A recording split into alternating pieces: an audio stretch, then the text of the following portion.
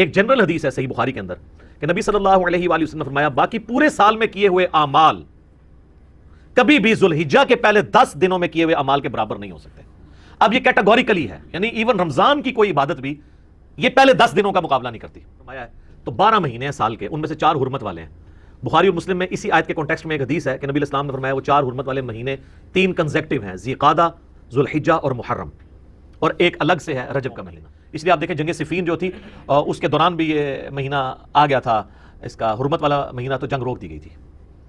تو حرمت والا مہینہ یہ ذوالحجہ، اس اعتبار سے تو اس کی اہمیت ہے. باقی بلکہ اکثر مفسرین کا اتفاق ہے یہ سورۃ الفجر میں جو اللہ نے قسم یاد فرمائی ہے نا، والفجر ولیال عشر، فجر کے وقت کی قسم اور 10 برکت والی راتوں کی قسم. یہ 10 راتیں جو ہیں وہ ذوالحجہ کی 10 راتیں ہیں، یکم ذوالحجہ سے لے کے 10 ذوالحجہ تک. تو بخاری کی اس حدیث میں آیا کہ پورے سال میں نیک اعمال کا وہ ثواب نہیں ہے جو ان پہلے 10 دنوں کے اندر ہے. صحابہ اور تابعین سے کئی ایک اقوال ملیں گے. کوئی پڑھتا تھا سبحان اللہ والحمد للہ ولا الہ الا اللہ واللہ اکبر، کوئی پڑھتا تھا اللہ اکبر کبیرا والحمد للہ کثیرا وسبحان اللہ بکرۃ واصیلا، کوئی پڑھتا تھا اللہ اکبر لا الہ الا اللہ واللہ اکبر وللہ الحمد. تو اس طرح کے کئی کلمات جن میں اللہ کی تکبیر بلند کی گئی ہے، جو معصورہ چیزیں کتاب و سنت سے ثابت ہیں، آپ وہ تمام الفاظ استعمال کریں. ایک اور امپورٹنٹ چیز جو اس میں آتی ہے وہ یوم عرفہ کا روزہ بھی ہے. وہ ذوالحجہ کی 9 تاریخ کو آپ نے رکھنا ہے، وہ بھی اس کی عبادت کے اندر شامل ہے. صحیح مسلم میں نبی صلی اللہ علیہ وآلہ وسلم کا فرمان موجود ہے کہ میں اللہ سے امید کرتا ہوں کہ یوم عرفہ کا روزہ 2 سال کے گناہوں کا کفارہ بن جائے گا. 1 سال گزرا ہوا، ایک آندہ، یعنی یہ گناہ صغیرہ ہیں، کبیرہ تو صرف توبہ سے معاف ہوتا ہے. ذوالحجہ کے مہینے کی کیا کوئی الگ سے بھی فضیلت ثابت ہے یا صرف حج اور قربانی کے حوالے سے اس مہینے کی عظمت ہے؟ حج اور قربانی تو جی کلائمیکس ہے اس مہینے کا، لیکن یہ مہینہ الگ سے بھی ایک فضیلت رکھتا ہے نا جی. سورہ التوبہ کے اندر اللہ تعالیٰ نے فرمایا نا کہ جب سے اللہ تعالیٰ نے زمین و آسمان کو پیدا فرمایا ہے تو 12 مہینے ہیں سال کے، ان میں سے 4 حرمت والے ہیں. بخاری اور مسلم میں اسی آیت کے کانٹیکسٹ میں ایک حدیث ہے کہ نبی علیہ السلام نے فرمایا وہ 4 حرمت والے مہینے 3 کنزیکٹیو ہیں، ذی قعدہ، ذوالحجہ اور محرم، اور ایک الگ سے ہے رجب کا مہینہ. ان 4 مہینوں میں آپ قتال نہیں کر سکتے تا وقت کہ کافر آپ پہ جنگ تھوپ نہ دے. اس لیے آپ دیکھیں جنگ صفین جو تھی اس کے دوران بھی یہ مہینہ آ گیا تھا، اس کا حرمت والا مہینہ، تو جنگ روک دی گئی تھی. حرمت والا مہینہ یہ ذوالحجہ، اس اعتبار سے تو اس کی اہمیت ہے. باقی بڑی عید ہے ہماری 10 ذوالحجہ کو، اسی طریقے سے حج کی ساری ایکٹیویٹیز ذوالحجہ کے مہینے میں، تو یہ تو سارے فضائل اس کو حاصل ہیں. ایک جنرل حدیث ہے صحیح بخاری کے اندر کہ نبی صلی اللہ علیہ وآلہ وسلم نے فرمایا باقی پورے سال میں کیے ہوئے اعمال کبھی بھی ذوالحجہ کے پہلے 10 دنوں میں کیے ہوئے اعمال کے برابر نہیں ہو سکتے. اب یہ کیٹاگوریکلی ہے، یعنی ایون رمضان کی کوئی عبادت بھی یہ پہلے 10 دنوں کا مقابلہ نہیں کرتی. بلکہ اکثر مفسرین کا اتفاق ہے یہ سورۃ الفجر میں جو اللہ نے قسم یاد فرمائی ہے نا، والفجر ولیال عشر، فجر کے وقت کی قسم اور 10 برکت والی راتوں کی قسم. یہ 10 راتیں جو ہیں وہ ذوالحجہ کی 10 راتیں ہیں، یکم ذوالحجہ سے لے کے 10 ذوالحجہ تک. تو بخاری کی اس حدیث میں آیا کہ پورے سال میں نیک اعمال کا وہ ثواب نہیں ہے جو ان پہلے 10 دنوں کے اندر ہے، کوئی بھی نیک عمل. تو صحابہ نے کہا کہ کیا جہاد اور قتال بھی اگر کوئی شخص کرے باقی دنوں میں تو اس سے بھی یہ 10 دن کا عمل بڑھ جاتا ہے؟ تو آپ نے فرمایا کہ جہاد اور قتال سے بھی بڑھ کے ان 10 دنوں کے اندر عبادت کرنے کا ثواب ہے،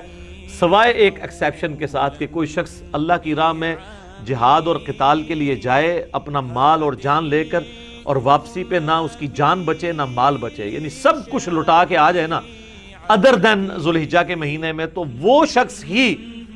ذوالحجہ کے پہلے 10 دنوں میں کی ہوئی عبادت کو کے سے بڑھ سکتا ہے. باقی صرف قتال کرنے والا بھی نہیں بڑھ سکتا. کتنی بڑی فضیلت ہے. اور اسی حدیث کا ایک طریق مسند احمد میں ہے جس کی صحت کے اوپر اتفاق ہے لیکن وہ فٹ ان بیٹھتا ہے کہ نبی علیہ السلام نے یہی الفاظ ہیں بخاری والے، اور آگے الفاظ ہیں کہ ان 10 دنوں کے اندر اللہ تعالیٰ کی تحمید، تحلیل اور تکبیر بلند کرو. تحلیل کہتے ہیں لا الہ الا اللہ، تحمید کہتے ہیں الحمدللہ کو، تسبیح کہتے ہیں سبحان اللہ کو، تکبیر کہتے ہیں اللہ اکبر، اور یہ چاروں وظائف آپ کو پتہ ہے ایک ہی کلمے میں جمع ہے، سبحان اللہ والحمد للہ ولا الہ الا اللہ واللہ اکبر، جس پہ میرا یوٹیوب پہ کلپ بھی ہے، سب سے بہترین وظیفہ، آلموسٹ 3 لاکھ کے قریب لوگ دیکھ چکے ہیں، اس میں میں نے کئی احادیث اس حوالے سے بتائی ہیں جو ان 4 کلمات کے حوالے سے، تو اس میں بھی اسپیسیفکلی تکبیر کا ذکر آتا ہے۔ سورۃ البقرہ میں حج کا ذکر بھی آئے گا تو آپ کو آئے گا تکبیر بلند کرو، سورۃ البقرہ میں رمضان کے بعد عید کا ذکر آئے گا تو کہا گیا عید والے دن تکبیر بلند کرو، تو وہ تکبیر بلند کرنا تو سمپل اللہ اکبر کہنا ہے۔ اس کے علاوہ آپ کو المصنف ابن ابی شیبہ میں، سنن الکبریٰ البیہقی میں، مصنف عبد الرزاق میں صحابہ اور تابعین سے کئی ایک اقوال ملیں گے۔ کوئی پڑھتا تھا سبحان اللہ والحمد للہ ولا الہ الا اللہ واللہ اکبر، کوئی پڑھتا تھا اللہ اکبر کبیرا والحمد للہ کثیرا وسبحان اللہ بکرۃ واصیلا، کوئی پڑھتا تھا اللہ اکبر لا الہ الا اللہ واللہ اکبر وللہ الحمد۔ تو اس طرح کے کئی ایک کلمات جن میں اللہ کی تکبیر بلند کی گئی ہے، جو معصورہ چیزیں کتاب و سنت سے ثابت ہیں، آپ وہ تمام الفاظ استعمال کریں تو یہ تکبیرات۔ اور پھر آپ یہ دیکھیں یہ تکبیرات آپ امام بخاری نے تو باقاعدہ صحیح بخاری میں اسی حدیث جو میں نے بیان کی کہ ذوالحجہ کے فضیلت، اس کی ہیڈنگ کے اندر انہوں نے لیا ہے کہ جو ابن عمر اور ابو ہریرہ تھے رضی اللہ عنہما، وہ ان 10 دنوں کے اندر بازار میں جا کے تکبیرات کو بلند کیا کرتے تھے، کیونکہ یہ تکبیرات بلند کرنے کے ہیں۔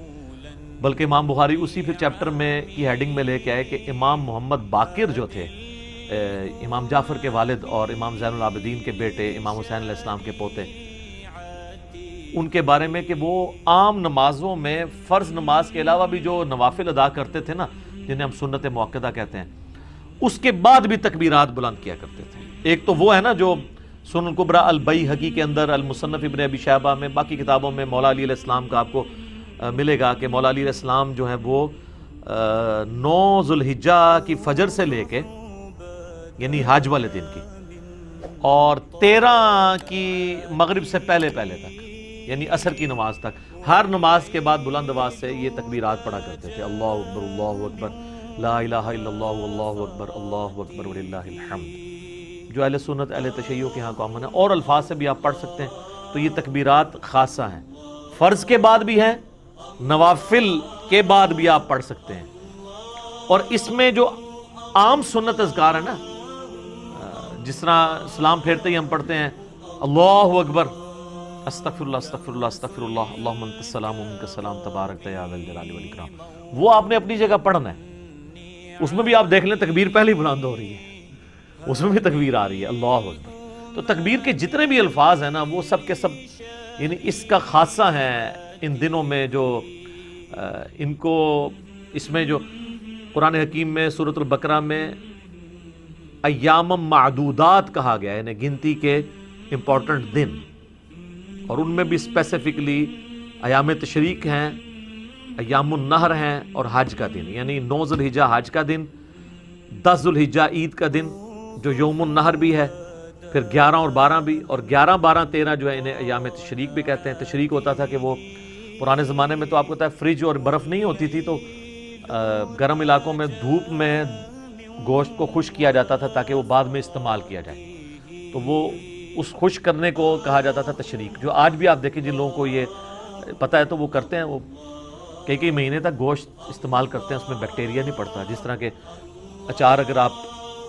پانی ریموو کر کے آئل میں ڈال دیں تو اس میں بیکٹیریا نہیں پڑتا، تو یہ دھوپ میں خشک کیا گیا گوشت، اس عمل کو تشریق کہا جاتا ہے، اس لیے وہ ایام تشریق کہلاتے ہیں کہ اس میں گوشت کو وہ دھوپ میں خشک کیا کرتے تھے۔ تو ایام تشریق کے اندر آپ نے یہ تکبیرات کو بلند کرنا ہے، عید والے دن بھی کرنا ہے۔ 9 ذوالحجہ کی فجر کے بعد سے شروع ہو جاتا ہے، اور اس میں یہ ہوتا ہے کہ بعض اوقات آپ کی جماعت سے نماز رہ گئی ہے اور آپ ویسے پڑھ رہے ہیں تو اس میں بھی آپ نے کرنا ہے، تو یہ ایک مشروع ہے چیز۔ اور اس کے علاوہ بھی آپ ان دنوں میں بلند آواز سے بازار میں بھی بلند کر سکتے ہیں، لا الہ الا اللہ وحدہ لا شریک لہ لہ الملک ولہ الحمد وہو علی کل شیء قدیر۔ تو یہ سب کی سب تسبیحات ہیں، یہ سب کی سب تسبیحات آپ ان دنوں میں کریں۔ اور اسی طریقے سے ایک اور امپورٹنٹ چیز جو اس میں آتی ہے وہ یوم عرفہ کا روزہ بھی ہے۔ وہ ذوالحجہ کی 9 تاریخ کو آپ نے رکھنا ہے، وہ بھی اس کی عبادت کے اندر شامل ہے۔ صحیح مسلم میں نبی صلی اللہ علیہ وآلہ وسلم کا فرمان موجود ہے کہ میں اللہ سے امید کرتا ہوں کہ یوم عرفہ کا روزہ 2 سال کے گناہوں کا کفارہ بن جائے گا، 1 سال گزرا ہوا، ایک آئندہ، یعنی یہ گناہ صغیرہ ہیں، کبیرہ تو صرف توبہ سے معاف ہوتا ہے۔ تو وہ بھی اس کی عبادت ہے کہ ایک عبادات اس کے اندر آتی ہے، اور وہ آپ نے اپنے علاقے کے مطابق دیکھ کے چلنا ہے، یعنی جہاں پہ آپ کی 9 ذوالحجہ بن رہی ہے آپ اس اعتبار سے لے کے چلیں۔ تو یہ کئی ایک عبادات ہیں، یعنی ذوالحجہ کا مہینہ حرمت والا مہینہ بھی ہے۔ آپ بخاری مسلم کی وہ حدیث بھی دیکھیں نا، نبی علیہ السلام نے جو یوم النحر کا خطبہ دیا تھا منا کے میدان میں، تو آپ نے کیا فرمایا تھا؟ سب سے پہلے پوچھا آج کون سا دن ہے، صحابہ خاموش ہو گئے۔ آپ نے پوچھا یہ کون سا مہینہ ہے، صحابہ خاموش ہو گئے، اور صحابہ کہتے ہیں ہمیں پتہ تھا لیکن ہم خاموش اس لیے ہوئے کہ ہو سکتا ہے نبی علیہ السلام اس کا نام تبدیل کر دیں، اور کہا کہ یہ کون سا شہر ہے، تو صحابہ خاموش رہے۔ تو آپ نے فرمایا کہ کیا یہ ذوالحجہ کا حرمت والا مہینہ نہیں ہے؟ کیا یہ آج کا دن یوم النحر کا دن نہیں ہے؟ اور یہ شہر مکہ نہیں ہے حرمت والا شہر؟ جس طریقے سے آج کا یہ مہینہ، یہ دن، اور یہ شہر مکہ اللہ کے نزدیک حرمت والا ہے، اسی طریقے سے تمہاری جان، مال، عزت، آبرو ایک دوسرے کے اوپر حرام ہے۔ پھر آپ علیہ السلام نے فرمایا کہ کیا میں نے اپنے رب کا پیغام تم تک پہنچا دیا؟ تو سب نے کہا کہ آپ نے پہنچا دیا، حق ادا کیا۔ آپ نے 3 دفعہ یوں انگلی آسمان کی طرف بلند کر کے صحابہ کی طرف کی، اللہم اشہد، اللہم اشہد، اللہم اشہد، اے اللہ گواہ رہنا میں نے یہ پیغام پہنچا دیا۔ پھر آپ نے فرمایا جو یہاں پہ موجود نہیں ہیں ان تک پہنچانا اب تمہاری ذمہ داری ہے۔ اور بسا اوقات جسے بات پہنچائی جا رہی ہوتی ہے وہ زیادہ یاد رکھنے والا ہوتا ہے بنسبت اس کے کہ جو بات پہنچا رہا ہے۔ تو یہ اسی لیے محدثین جب یہ حدیث پڑھا کرتے تھے تو وہ کہا کرتے تھے صدق رسول اللہ، رسول اللہ نے سچ فرمایا کہ دین تو عرب کے لوگوں پہ نازل ہوا لیکن خدمت بعد میں اللہ نے عجم کے لوگوں کے ذریعے دی۔ احادیث کی آپ جتنے بھی آپ ائمہ دیکھیں آلموسٹ سارے عجمی ہیں، اور عجمی بھی کہاں کہاں سے اٹھ کے آئے ہیں۔ امام بخاری رشیا سے گئے ہیں، امام ترمذی، امام ابو داؤد افغانستان کے رہنے والے ہیں، امام مسلم ایران کے رہنے والے ہیں۔ تو اس طریقے سے اللہ تعالیٰ نے یہ خدمت عجمیوں سے لی، اور مجھے بڑا عجیب فیل ہوتا ہے جب سعودی عرب کے چینل پہ حج کے دنوں میں آپ اگر لگا کے دیکھیں تو اس میں تو آلموسٹ چلتی رہتی ہیں احادیث، لیکن عام دنوں میں بھی آپ اگر مدینہ شریف والا چینل لگائیں یا ایون مکہ شریف والا بھی، اذان اور نماز کے وقفے کے دوران جو احادیث بیان کی جا رہی ہوتی ہیں تو وہ اکثر احادیث کے اینڈ پہ بول رہے ہوتے ہیں رواہ البخاری رواہ المسلم، رواہ البخاری رواہ مسلم۔ تو کتنی عظمت کی بات ہے کہ ان 2 بندوں کے نام لیے جا رہے ہیں جو عرب کے لوگ ہی نہیں ہیں، اور نبی علیہ السلام کا سارا نالج احادیث کا اللہ نے ان کے ذریعے جمع کروایا ہے۔ اللہ تعالیٰ ان کی قبروں کو نور سے بھر دے، انہیں ان کے نیک کاموں کا اجر عطا فرمائے، آمین۔